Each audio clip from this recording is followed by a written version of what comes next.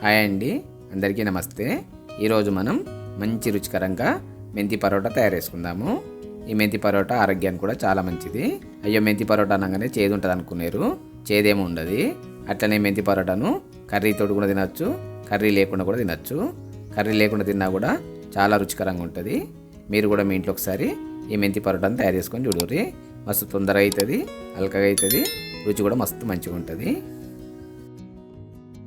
ఇక నేను ఈ మెంతి పరోటా తయారు చేయడానికి వీడియోలో చూపిస్తున్నట్లు ఒక 2 కట్టల మెంతి ఆకుని తీసుకొని దాన్ని చిన్న చిన్నగా కట్ చేసుకొని శుభ్రంగా కడిగి పక్కకు పెట్టుకుంటున్నా.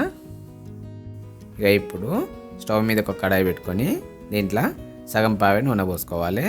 నూనె కొంచెం వేడైనాక పావు చెంచా జీలకర్ర వేసుకోవాలి. అట్లనే మనం తెంపుకున్న మెంతి ఆకును కూడా దీంట్లో వేసుకొని తక్కువ మంట మీద ఈ మెంతి ఆకు పచ్చదనం పోయేదాకా నూనెలో వేంపుకోవాలి. ఊకే కలుపుకుండా వేపుకోవాలి, లేకుంటే మెంతాకు మాడిపోతుంది. ఇక మెంతాకు మంచిగా వేగింది కదా, ఇక దీన్ని తీసి పక్కకు పెట్టుకొని కొద్దిసేపు చల్లారనియాలి.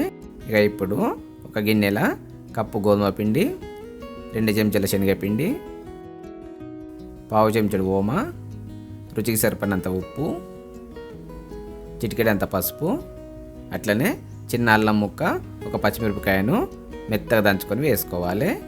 అట్లనే మనం వేపుకున్నటువంటి మెంతి ఆకును కూడా వేసుకొని ఇవన్నిటిని ఒకసారి మంచిగా కలుపుకోవాలి. ఇక పిండిని మంచిగా కలుపుకున్నాక ఇలా కొన్ని నీళ్ళు పోసుకుంటా పిండి మరీ పలస కాకుండా మరీ గట్టి కాకుండా మనం చపాతీల పిండి ఎట్లా కలుపుకుంటామో వాటిలో మెత్తగా సాఫ్ట్గా కలుపుకోవాలి.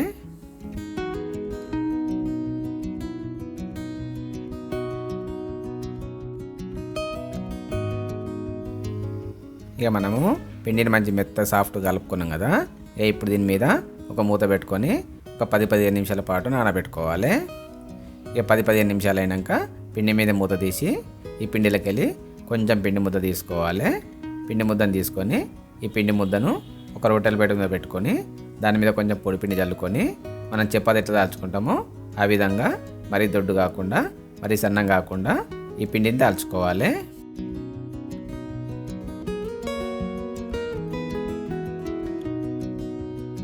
మనము పిండిని చపాతీలా దాల్చుకున్నాం కదా, ఇక ఇప్పుడు దీనిపైన కొంచెం నూనె రాసుకోవాలి.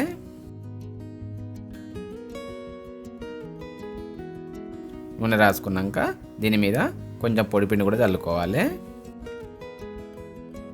ఈ పొడిపిండి చల్లుకున్నాం కదా, ఇప్పుడు ఈ చపాతీని వీడియోలో చూపిస్తున్నట్లు మధ్యలోకి మలుచుకోవాలి. మధ్యలోకి మలుచుకున్నాక దానిపైన కూడా మళ్ళీ నూనె రాసుకోవాలి. నూనె రాసుకున్నాక మళ్ళీ పిండిని చల్లుకొని ఈ చపాతీని ఇప్పుడు మళ్ళీ మధ్యలోకి మలుచుకోవాలి. ఇక మధ్యలోకి మలుచుకున్నాక దీని మీద కొంచెం పొడిపిండి చల్లుకొని మళ్ళీ ఎప్పటిలాగానే దీన్ని చపాతీలాగా తాల్చుకోవాలి.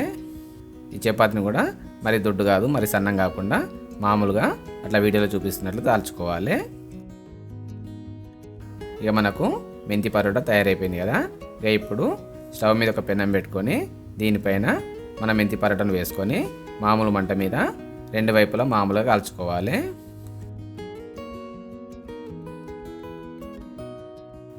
ఇక 2 వైపులా మామూలుగా కాల్చుకున్నాక మొదటి వైపు మళ్ళీ తిప్పుకుంటే మనకు మెంతి పరోటా అనేది మంచిగా పొంగుతుంది. చూస్తున్నారు వీడియోలో మెంతి పరోటా ఎంత మంచిగా పూరిలాగా పొంగుతుందో. మీరు పరోటాను బాగా దొడ్డు కానీ సన్నం కానీ చేసుకోవద్దు, అట్లా చేసుకుంటే పొంగది. ఇక ఇప్పుడు ఈ మెంతి పరోటాకు ఒకవైపు నూనె కానీ నెయ్యి కానీ రాసుకోవాలి. రాసుకున్నాక మళ్ళీ 2వ వైపు తిప్పి 2వ వైపు కూడా నూనె కానీ నెయ్యి కానీ రాసుకోవాలి.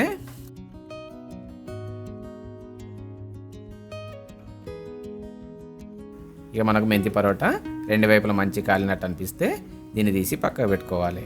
ఇంతే, మనకు మంచి రుచికరమైన మెంతి పరోటా తయారైపోయింది. చూసిరు కదా మెంతి పరోటా ఎంత మంచిగా ఉందో. ఈ మెంతి పరోటాను కర్రీ లేకుండా తినచ్చు, కర్రీతో తినచ్చు, కర్రీ లేకుండా కూడా తినచ్చు. ఎట్లా తిన్నా కానీ మస్తు మంచిగా ఉంటుంది. అట్లనే మెంతి పరోటా అనేది ఆరోగ్యానికి కూడా చాలా మంచిది. మీరు కూడా మీ ఇంట్లో తయారు చేసుకోర్రి. మస్తు తొందరగా అవుతుంది, అల్కగా అవుతుంది, రుచి కూడా మస్తు మంచిగా ఉంటుంది.